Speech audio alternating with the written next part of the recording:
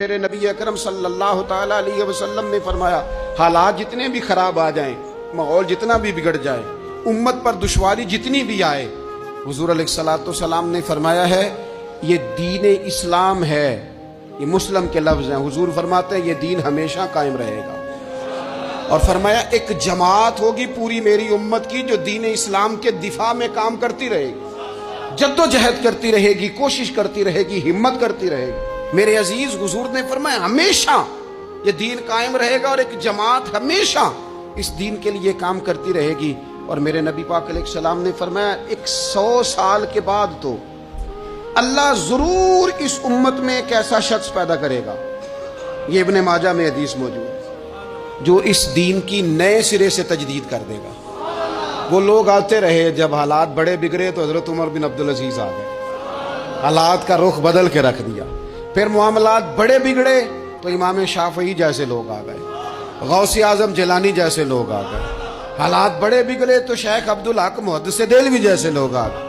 ہندوستان میں جب ماحول بڑا کٹھن ہوا تو اعلیٰ حضرت فاضل بریلوی جیسے لوگ آ گئے۔ ہر صدی کے سرے پر اللہ تعالیٰ ایک مجدد بھیجے گا، حضور کا وہ غلام دین کو نئے سرے سے تازہ کرے۔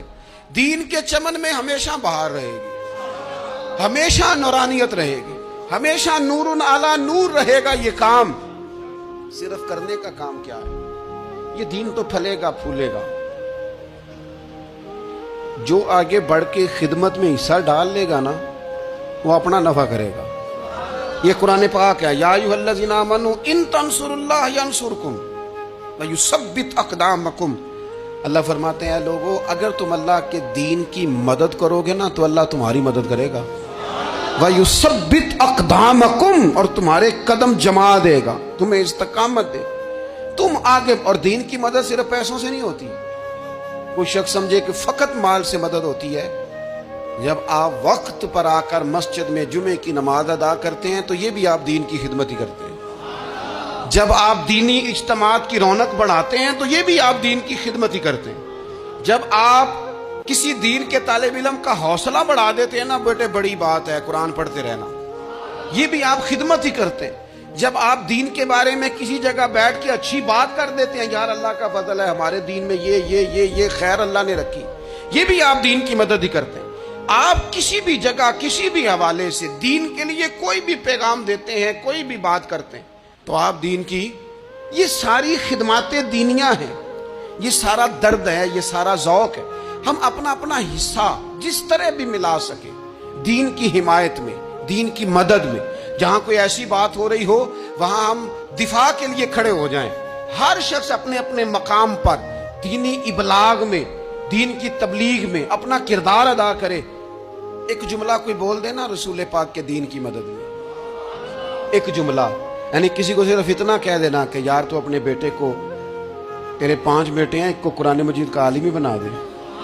تو کہہ کے چلا گیا، اور تو تیری وجہ تجھے خبر بھی نہیں کہ شاید اس نے تیری وجہ سے اسے داخل کرایا ہے، لیکن وہ اگر آ گیا، پڑھ گیا، تو دیکھ تجھے اجر اللہ کتنا عطا فرمائے۔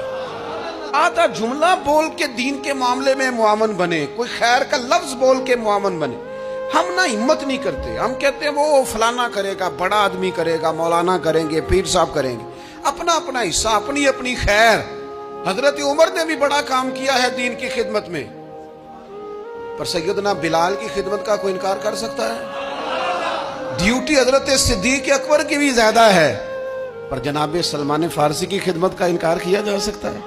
ہر ایک نے کام کیا، ہر نقطے کا اپنا عروج ہے، اپنی، اور یہ دین غالب ہوگا، غالب۔ یہ مت سمجھیں تھوڑے سے حالات کمزور آئے ہیں اور تھوڑا سا مسلمان محکوم ہوئے ہیں مالی طور، اپنی کوتاہیوں کی وجہ سے ہوئے، اپنی غلطیوں کی وجہ سے ہوئے، اپنے اعمال کے سبب ہوئے، تو ڈر ڈر کے نہ جی